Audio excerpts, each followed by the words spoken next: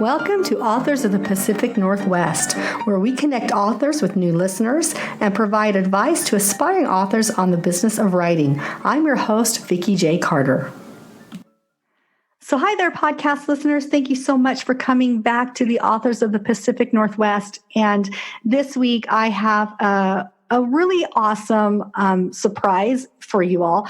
It's going to be a little bit of a different podcast than you're used to, but I think it's fantastic. So I have invited Philip Kenney. So Philip, say hi to everyone. Hello, everyone. I invited Philip Kenney back to the podcast because he's been on the podcast before, and he was sharing with us his work called The Writer's Crucible.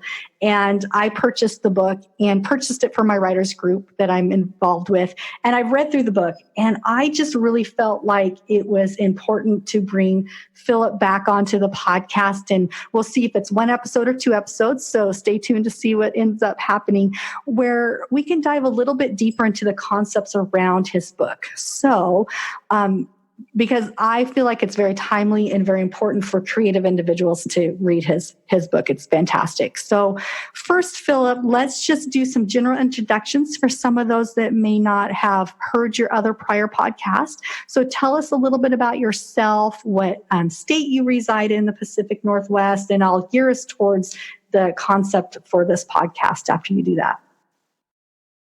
Yes, I live in Portland, Oregon. Been in the Northwest since 1975. I'm in exile from the East Coast.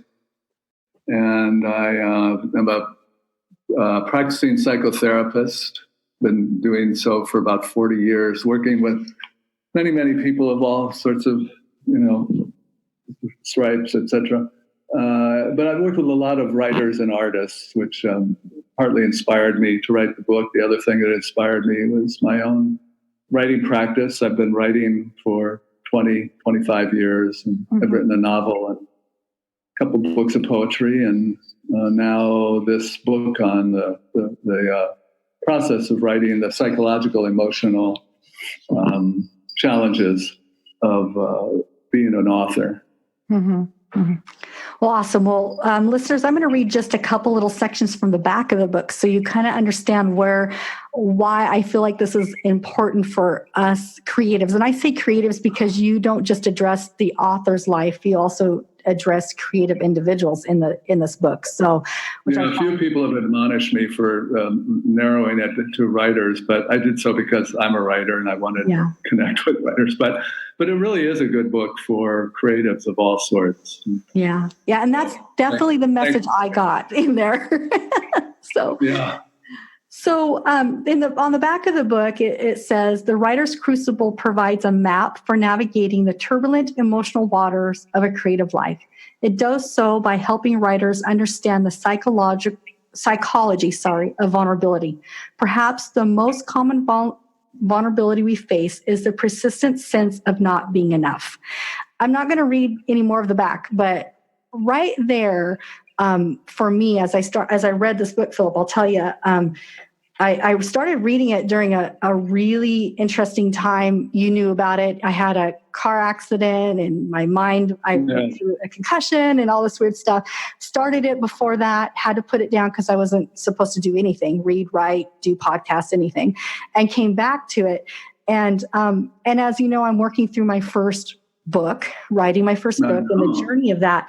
But what so was profound for me is that idea of not being enough or being good enough. And I feel like that's kind of the first real big half of the book. So can you go a little bit deeper into detail about, without revealing too much of what you wrote in there, but give us a little bit of understanding about why writers or creative individuals really struggle with the idea that we're not good enough?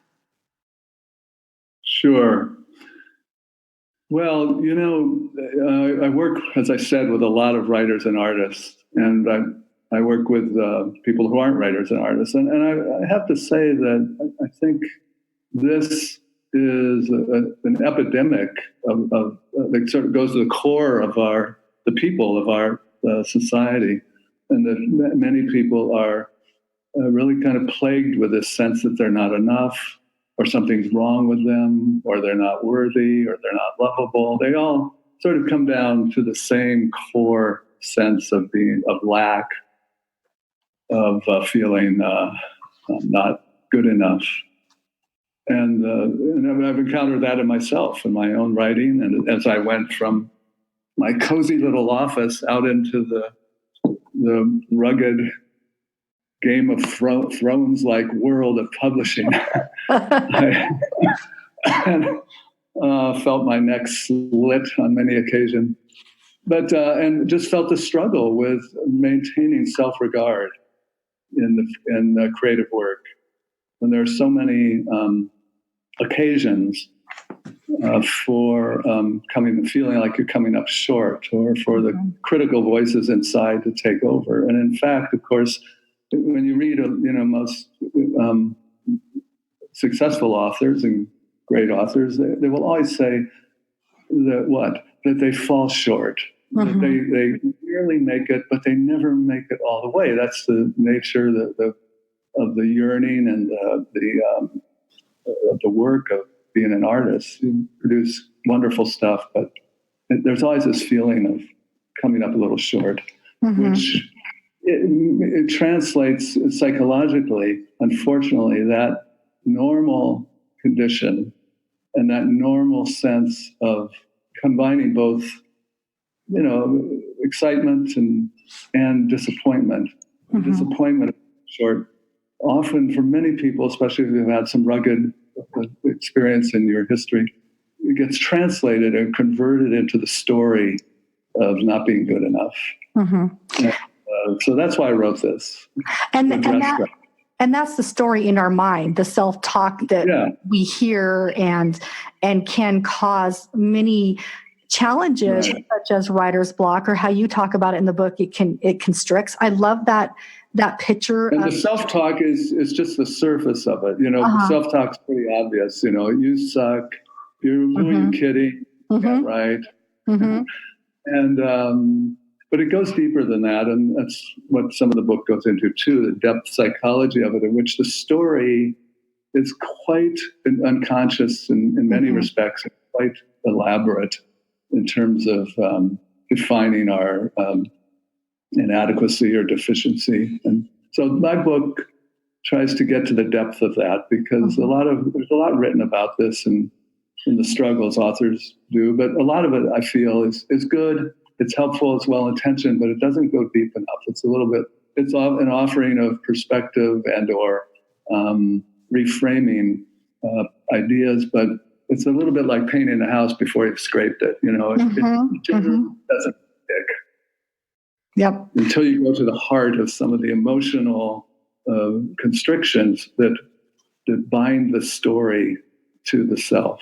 Mm-hmm. Mm-hmm. That makes It makes absolute wonderful sense. And the constriction part was such a visual for me. It was fantastic. It really helped me understand it in a way that didn't freak me out, I guess I can say, because I've experienced that myself, the feeling of being constricted and not knowing why or how or how to fix it, right? And so listeners, what I love about this book is that, Philip he breaks down the book into several, parts. So you have part 1, part 2, and part 3. In the first part, he titles the project, and he goes pretty much into depth about what I kind of feel like, and Philip, correct me if I'm wrong, the human condition, that maybe not all of us really realize the condition that we can live in by being, and you can even have grown up in a fabulous home in your life, but there's trauma that can come through your life that is the human condition of being human.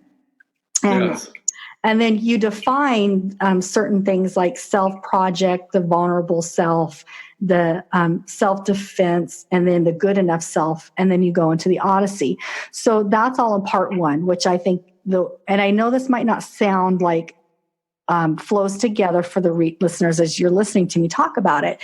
But the part that I love about each one of these parts is that Philip really defines what he's talking about and allows you a space using exercises. So it's not just a book that you straight read through. You want to give yourself some time to read through and practice the exercises. Because it works best that way. So it's not going to be a book you're going to probably get done in a week. You're going to need to, carve out some time for it. So talk a little bit about the concept of the exercises that you use, because they do a frame on meditation, and tell us the practice around that and why that's so powerful. The practice around meditation or the exercise? Yeah, because the practice of how meditation and how you use them in these exercises can help the readers understand what you're trying to get us to. Does that make sense? Yeah. Uh-huh. Well, let me just say one thing too, playing off what you said about the human condition. And one thing that I think is really very much part of the human condition and is accentuated in writers, because writers and artists, let's face it, are very sensitive people, and sometimes more sensitive than they, for their own good, or they'd like to be. And one of the things that is inherent in being a human being is the process of internalization. And internalization we do all the time, of course, with, we take in food, we take in air, take in all sorts of things.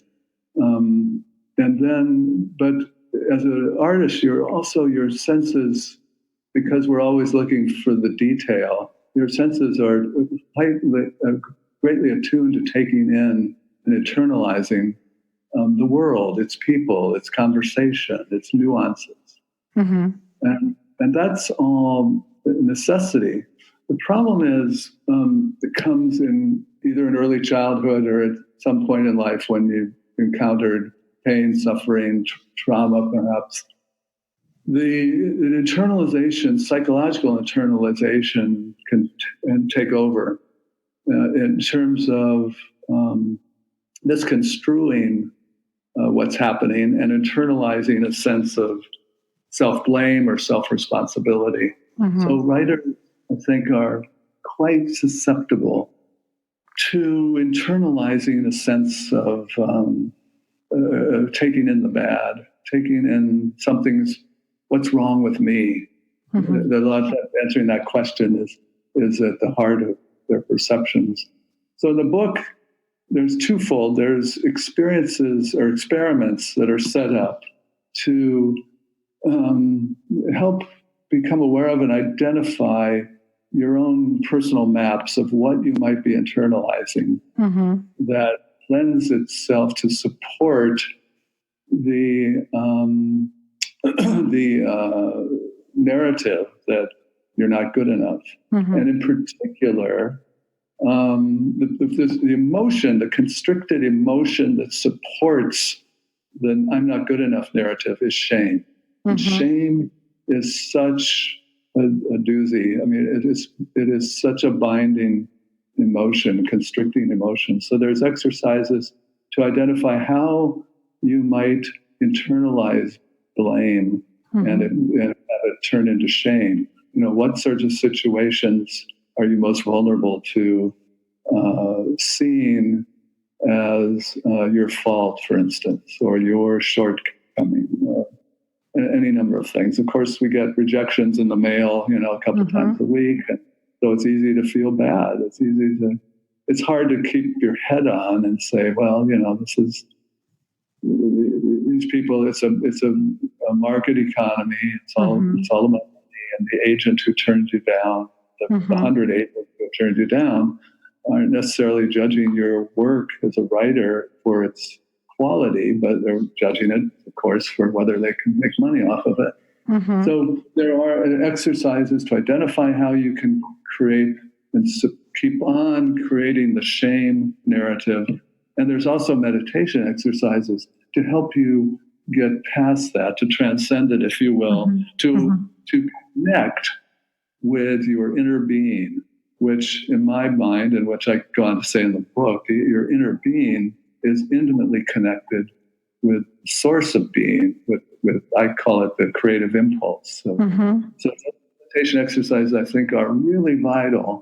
And of course, my own prejudice is some sort of spiritual practice is vital to undo or sidestep the identifications which become sort of calcified around the narrative that I'm not enough, or the feelings of shame. Well, you explained it absolutely perfect. So, and I hope that explanation will pique listeners that haven't purchased your book yet, or haven't, are just hearing about it for the first time. Because honest to goodness, I know that there might be people out there skeptical of how that internal review or meditation or whatever you want to call it, inventory, using exercises from a book like this can be beneficial. I'll admit I have been one of those in the past, but walking through your book, I feel like I am coming to terms with the fact that I'm not there yet, but I am good enough. And I do feel like, more importantly, that it has opened up that creativity in me that I felt like was being blocked for some reason. And I'm identifying, I'm starting to identify my reactions now versus where I was just reactive, right? I'll give examples. Yes. So, before, if I got somebody that read some of my material and they gave me a negative, or I felt a negative feedback, I would internalize it so much that it would take me a couple of weeks to feel like I could continue to write. It really bothered me. And I know where that comes from in my past, but I've never been fantastic at taking criticism. And so I knew that was something I had to work on. But by reading your work, it's helping me to identify that trigger, I guess you can say, and get past it a little faster than 2 weeks. That's fabulous. Right? That's the crucial first step. That's terrific. Yeah. So I had to think of that last week, where I was rejected only on submittable. Now they don't call it rejected; they call it declined. We've changed the vocabulary. I was declined by a piece I sent into a journal where I was published last year. That I thought, for sure, it's a cardinal mistake, isn't it? Yes. To think for sure you're going to get published again by the thing. And for about 3 hours, I considered quitting writing and yeah, no, I understand. Just going back to walking the dog. But the whole point, I think it's good that you bring this up, because some people might hear reference to good enough as resignation to mediocrity. And it's really not at all. It really is it's sort of like a guidepost to point you towards more of your essential self. The very nature of this is plenty good enough. In fact, really the bulk of the book is saying or declaring that we're more than what we think we are. We're more than, so much more than this limited caricature and narrative of not good enough. But somehow or another, that becomes very powerful and very convincing. Maybe we can talk about that a little later. Yeah, we definitely will. Yeah. So the meditation helps you connect with that source that is, I think of as being, as this vibrant and fertile ground of being that we grow out of, or born out of, but are connected with if we're in touch with ourselves, our deepest selves. So I meditate every morning before I write, and honestly, I have some of my best ideas meditating. I'm not supposed to be thinking, but boy, they just pop up. And so I wholeheartedly recommend it, and it's a great way to start to separate from this sometimes debilitating sense of not being good enough. And so let's talk about the juncture, and I'm going to be very vulnerable here. So listeners are going to, that don't know me are going to hear a little bit of vulnerability. Let's talk about the juncture of the term meditation, because when you come from a perspective like I have that was very religious, meditation was not considered something that is practiced, even though when you go back and review, we still, in religious settings, you're still meditating. It's just termed a different way, right? Sure. But that what can be a boundary for people to really go and have those peaceful moments with themselves to review these concepts that you're talking about. And so for me, I've long gotten past that term, or what it was signified growing up. It's a practice that for me is very good. How I have looked at it is that I have always strived to be exceptional. That comes from my drive from growing up, to be the most exceptional creature that I could be, right? And so I strive very hard for that. And in the midst of that, I don't stop and slow down and just, take a moment to look at these things. So for me, it's the stopping and being mindful that's very important to me. And that's kind of how I focus in meditation. So can you help some of our other listeners that might be struggling like I had in the past with just that term meditation, because it's so powerful? Can you talk a little bit about that? Because I'm sure you come across that in your own practice with others that struggle with going internal to have this review of their life and who they are. Yes. Well, boy, thank you. It's an incredible question. There's probably about 3 parts of it. I'd kind the short version, possibly, right? If I go on too much, please stop me. And thanks for being vulnerable. It makes it all the richer, and I'm sure we can all identify with it. So, meditation is. I've been meditating for 40 years. I started then and did Tibetan meditation and Hindu meditation. I've pretty much done them all. Meditation really is just kind of a fancy word or esoteric word for stopping and sitting with yourself, doing nothing, being with yourself. I've taken lately to turning off the radio in the car when I drive home and when I drive to work, and just being with silence.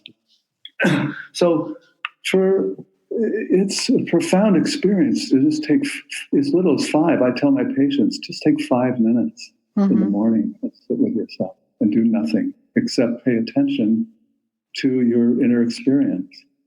And of course, it's like, Cinco de Mayo, the Ferris wheels are going everywhere and everybody's dancing. There's just so much going on in your mind. But at some point you can it starts to slow down and you can get to recognizing a place of stillness inside. And that's the beauty of it, because out of that stillness comes some beautiful stuff. I'll come back to that in a second. The difficulty is it's for a lot of people, particularly people who have experienced trauma or who have problems with anxiety, etc. To sit with yourself is very difficult. It can feel dangerous or overwhelming or confusing, and frightening, in other words, too vulnerable. And so it's not easy. It sounds easy.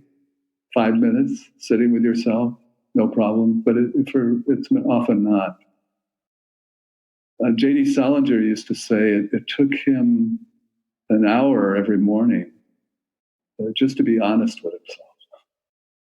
Whenever I hear that, I just about want to cry, because it's so true. There's so much going on in our brains, for better and for worse, and it's hard to really zero in on what's real, who we really are, what we really want, what we care about, and clear out some of the rubble.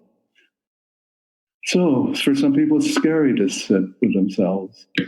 And then the other thing you said that's essential, I think, if I can use part of what you said, Vikki, I know it's vulnerable, but I think a lot of us can relate to it. I know I can. It's the notion of wanting to be exceptional all your life. And this leads into a big chapter I have that's really one of the keys to the book. It's the self-project. And the self-project is all the things we do, all the strategies, all the fantasies, all the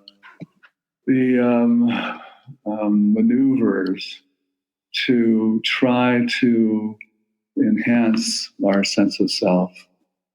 In writing, it's striving to be brilliant or trying too hard to be clever or maybe outrageous. But it's the psyche's attempt to preserve or restore or inflate a sense of self that feels either depleted or insecure or something. So the self project is not a fan of meditation, because it can feel threatening, or it feels like it's being asked to give up its job, which feels crucial to preserving or to developing self-esteem, or to be seen by others, or to be validated. So meditation, turns out, is a complicated thing. Yes. Would you mind if I read a little something here? It's just a short verse from a poem. I would love you to. And I'm really glad you brought up the self-project part, because that's something I wanted us to talk just a little bit about. So definitely read the poem, because I think I know which one it is. And then we'll continue from there. Yeah, you might not, because this is, it refers to meditation. This is from some work I'm doing. I'll be at the PNWA conference in the fall. I'm presenting a workshop on using poetry to come through the Crucible. And also, I'll be with Bill Kenney and in a panel called Writing a Spiritual Practice. Oh, so we're getting a preview. How exciting. Yeah, this is a short, the last stanza, the last verse of Wendell Berry's poem, How to Be a Poet. And so it relates to meditation. It really relates to being quiet, not just sitting down and meditating, but in writing. It relates to the process of listening and receiving. You know, the problem with the self-project is people think they have to be clever. They have to come up with all this amazing stuff, which is fine, and we do. But it's also, much of the time, especially when you're stuck, it's a matter, and you may get stuck by trying to be too clever. It's a matter of listening and receiving. So Wendell Berry, in this last stanza on How to Be a Poet, says, accept what comes from silence. Make the best you can of it, of the little words that come out of the silence, like prayers, prayed back to the one who prays. Make a poem that does not disturb the silence from which it came. Now that just about melts me. I don't know about you, but well, I'm speechless. So that's a big deal for Vikki. You shocked me. Philip, you've done something others have not been able to on the podcast. So wonderful. No, make a poem that does not disturb the silence from which it came. And I just feel like, and it's something that I'm embracing, that the idea that, you know, for me, when the creativity comes about and I say my characters start, you know, really taking over and share themselves, and my writing becomes super strong, it comes out of that quiet stillness. And it usually for me happens very early in the morning as I'm just waking up and the world hasn't started to bombard me with life, you know, work, that kind of thing. And the dogs are quiet, which, sorry about the dogs barking earlier, everyone. And it happens, you know, and that's when the characters, what happens is I start thinking about my day, but then, you know, I call it the creative side starts really coming out in the morning before I even launched out of bed. Those are my most favorite times of my day, because don't you love that? I do, because I feel like I'm the closest to, I don't know what you want to call it, the closest to self, the closest to creativity, the closest, some might say I call God, it the creative source. Yeah. You're the closest to the creative source at that time. And it's absolutely magical. A quote by, yes, it is. That's right. I think so. And what were you going to say? I apologize. By Saul Bellow the other day, and he said, the lines, the writing that wakes me up at night is the writing I trust most. You know, so true. The most pivotal, amazing parts that I feel in my story, and that the people that have read the story as it's being evolved and rewritten, those are the moments that they have found resounded with them more. And that's also gives me evidence that those are the most come from a creative side that is universal. because it touches them in a way that I'm like, it's same as it touched me. And I'm like, this is a very powerful thing to be able to be able to be a writer. I think that's what all of us writers live for, is to be able to have those moments come out that we can write them articulate enough and get them into the hands of other people. And those people, anybody gives back to us of, I was touched by that, and get to have a dialogue about that. So but the beauty of that, I think a lot of people get stuck and get into writer's block because they put too much pressure on themselves. Mm-hmm. The beauty is it, and they think that I'm the writer. I have to do this. I want to do this. But the beauty of this is, if you recognize what you just said, beauty and truth in it, you realize you're really more serving this. Mm-hmm. It's not, you're not as much making it as you're receiving it. You're being kissed by this creative source, and you're taking that inspiration and helping that come into the world, and you're midwifing in a way. It's not that you don't have real skill that's important, but a lot of it does come from this sort of magical place that we can't really pinpoint at this place of inspiration and imagination. And, when I wrote my first book, novel, Radiance, I was totally sure I could not do it. I turned 60 and I made a list of things I was positive I could not do. And I decided to find out if that were true. And the first one, I was right. I can't play the piano. But I wrote this novel, Radiance. It's not the greatest novel in the world, but it's plenty good in some respects. And I was awakened in the middle of the night after night, at 2 or 3 in the morning, with whole paragraphs streaming through my head. And that's when I became a writer. I'd written poetry for 10 years before that, but that's when I became a writer. And that changed everything. There's a joy that comes about it that my husband has recognized in me.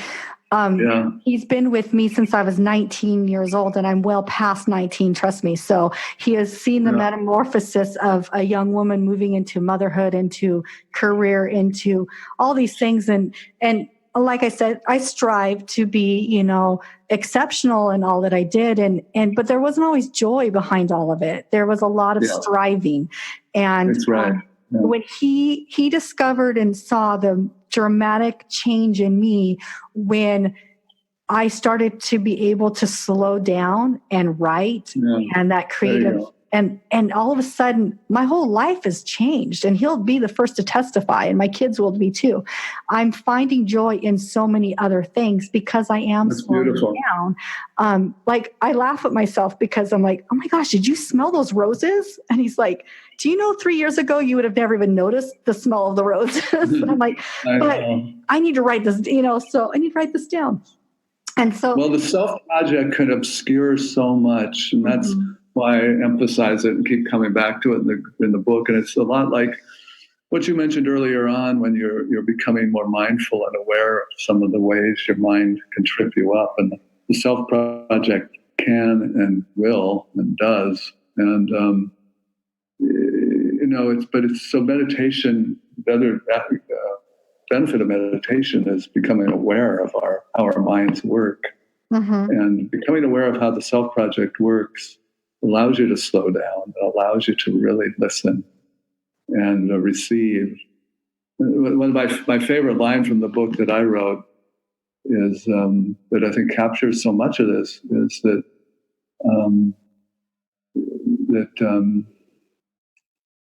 how did I write this? I left out a part of it.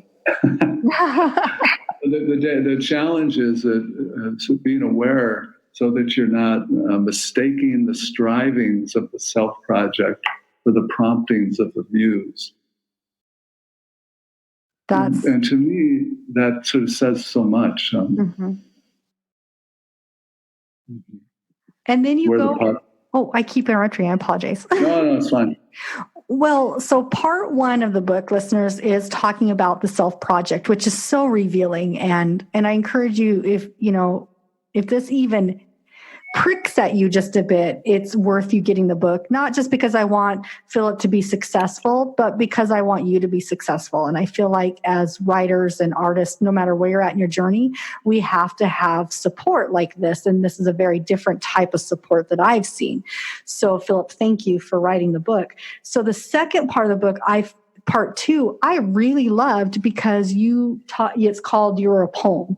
And you talk a lot about the rhythm and rhyme of life and spirituality. And I was very drawn to it. I'll tell you, I'm going to read the one part that jumped out to me the most. And now as you're getting to know me a little bit, Philip, and listeners, you would understand why this has jumped out to me. It goes, what is sweet in your life? And I don't mean chocolates. Number one reason why it jumped out at me. Where is you? Because I love chocolate. Where is the music, joy? Are you infected with a spirit of seriousness, bound by the requirements to be a suffering artist?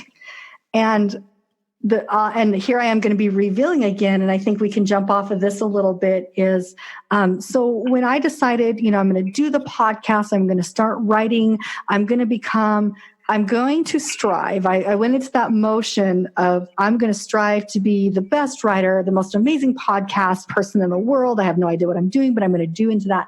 I really took my whole everything so seriously. It's a good drive. And there are times when you have to have a drive. And I agree with that. But also what happened for me is when others weren't taking me as dang seriously as I was taking myself, all of that came crashing back into me in that whole, I'm not enough. I'm not doing enough. I need to do more. Something else I need to do. I need to create more. I need to do this, I need to do that. So I'm not getting myself out. And then that whole cycle starts again. And I almost gave up. I actually wanted to stop the podcast. I wanted to not write anymore. I needed to take a break. And of course, my loving husband said, no, you just need to slow down and stop trying to be something. You're growing. It's a journey. And that was good advice. So talk a little bit about that seriousness that we can get. We take ourselves so serious that we forget this journey, the beautiful part of the journey. Well, first of all, I'll tell your husband, well done. I mean, he's doing good by you. Yeah. And that's what I tell a lot of my people. I say less is more. And the more you bear down and try so hard, the more constriction you create, and harder it is to listen, harder it is to really feel into your characters, let's say. And so that was good.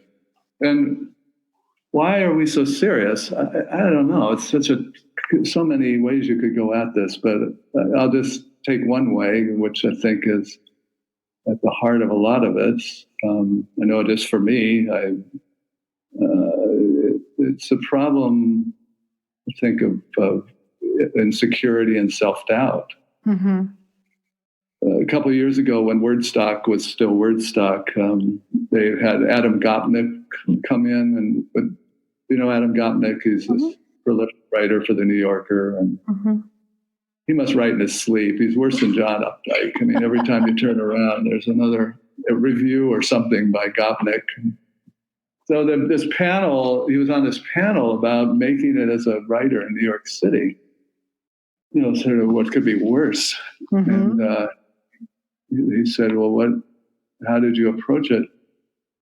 And he's told this story that just, there's a big audience in the auditorium at the art museum. He said when he left for college, he was on the train platform, and his father came up to him and, this one always gets me, put his arms on his shoulders and said, Adam, never underestimate the insecurity of the person standing in front of you. And honestly, Vikki, you could have heard, the audience gave a collective kind of sigh.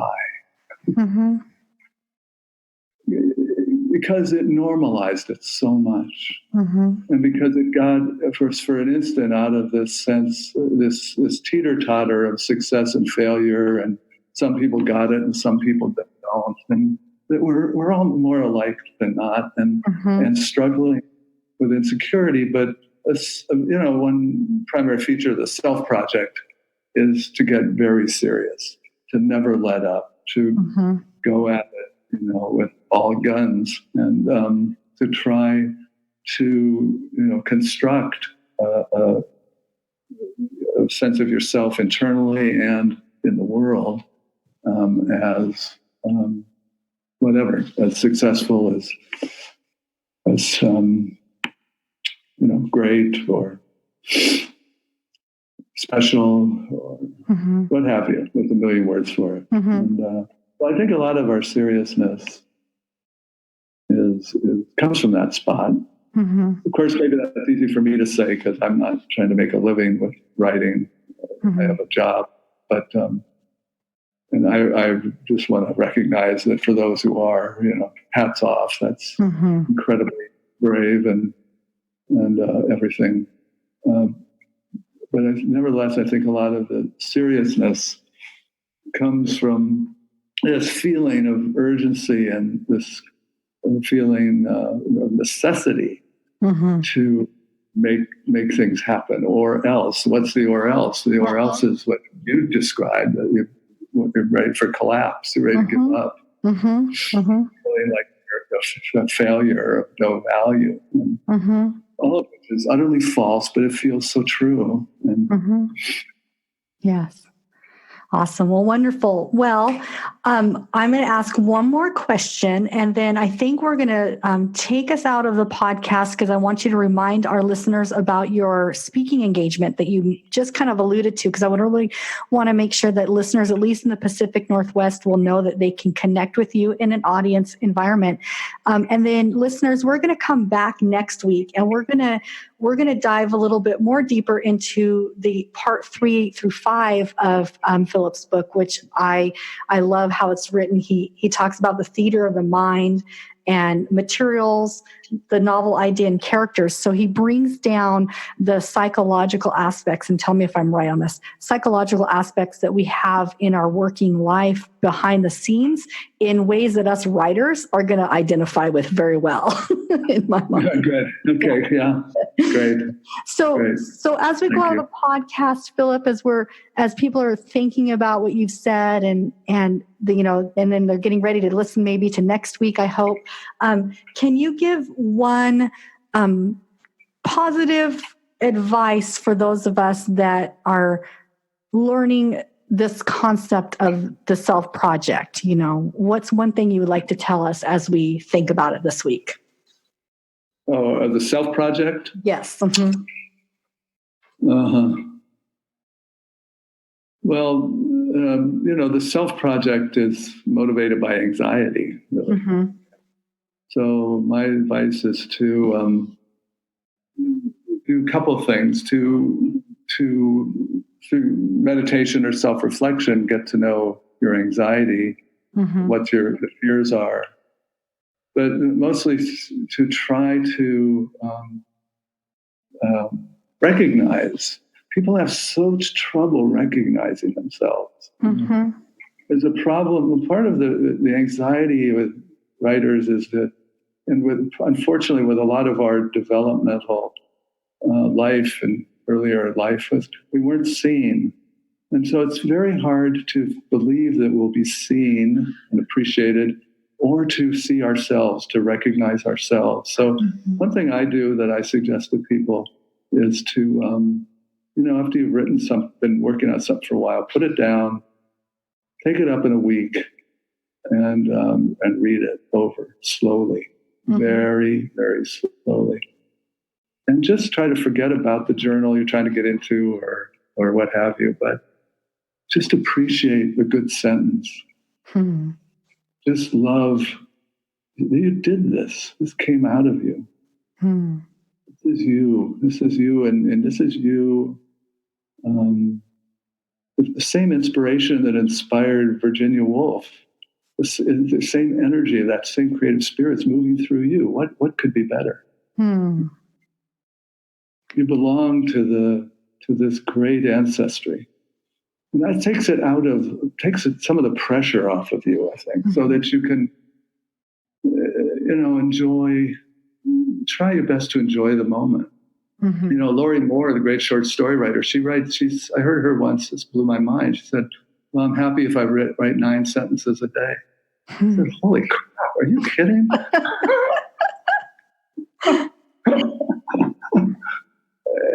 Wow. So less is more. I mean, I have a busy life. My boys are grown and they're in college now, but I didn't have time to write. So sometimes I would just say, if I can just write 2 sentences, if I have time for sentences, that's fine. The other thing writers have trouble doing, am I going on too long? Oh, no, this is fantastic because I'm getting chills. So you must have been needing to speak this to me today. The other thing writers have doing, as much as they crave it, is they have trouble taking in the good. Absolutely. I had a thing with I'm not a household name. My Radiance didn't sell, I don't know, maybe it sold 250 copies at the most. I don't think so. But and the Writer's Crucible, it's not, I don't know, it's not going to be a bestseller.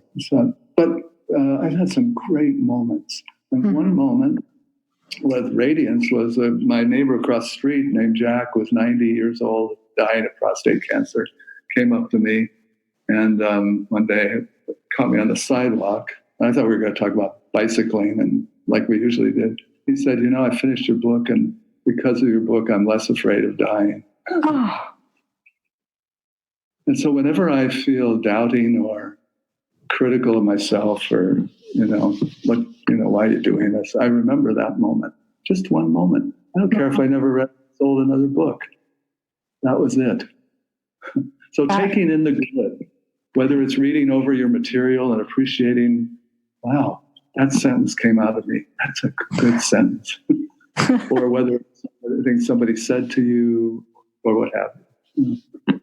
I love it. Well, thank you so much, Philip. And like I said, I am getting chills. So the things that you just said obviously were for me, and I hope they were for other listeners.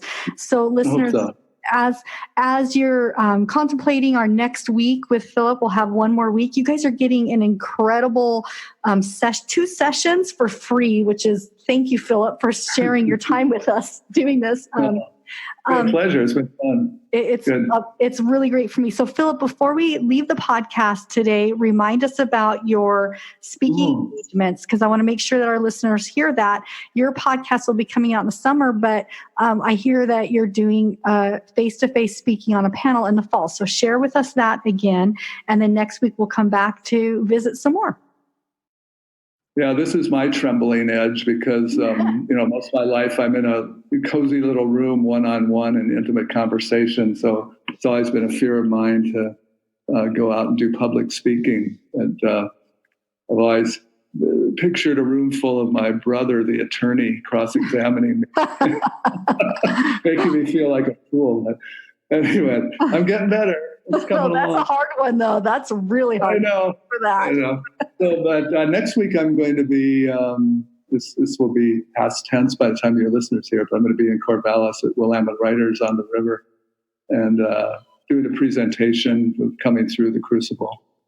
And then in the fall, more relevant to people, if anybody's, which I imagine some of your people are, going to the PNWA conference. Yes, I'm sure they will be. In Seattle. It's September 12th and 13th. I think it's usually the second week in September. And I'm going to be doing a solo presentation on this very subject, coming through the Crucible. And then I'm going to be doing a panel discussion with Bill Knower and a friend of his, a woman novelist. I think I apologize, I don't remember her name. We haven't met yet. On writing as spiritual practice, which I'm very excited about. I haven't seen it done too much out in the world. So those are the things I know about. Fantastic. Well, I have not been to that conference yet, but I'm putting it on my calendar this weekend to commit myself to get myself up to Seattle, because you and I we're south of Seattle, so it's I got to get ourselves up there. That'd be great. We could meet in person. It would be fabulous. Yeah, I know. I have plenty of authors around the Northwest that might be there. See, I'm sorry, interrupt. What was that? I think it's a good organization. That's probably a good conference. Yeah. Yeah. Well, we'll put it on the calendar. So listeners, join us next week as we dive into with Philip a little bit more in the last half of his book. If you enjoy this podcast, purchase his book, start walking through it, email him, let him know you heard it on the podcast, and mark your calendar for, if you live in the Northwest, to go to that conference and meet Philip face to face. I think that would be fabulous. And hey, I might even be there too. That'd be great. So, Phil, thank you so much for being here with us for this episode, and we'll talk to you next week. I very much enjoyed it. Thanks for having me, Vikki. Thank you for listening to the podcast. We hope you enjoyed the episode as much as we did. Follow us on social media and sign up for our newsletter, where you can be entered automatically each month to win a signed free copy of a book from an author that's appeared on the podcast. You can find out more at our website, www.squishpen.com. And finally, if you're an author in the Pacific Northwest and you would like to appear on the show, you can find out more on our website. So until next week, I hope you enjoy the journey. This is Vikki J. Carter signing off.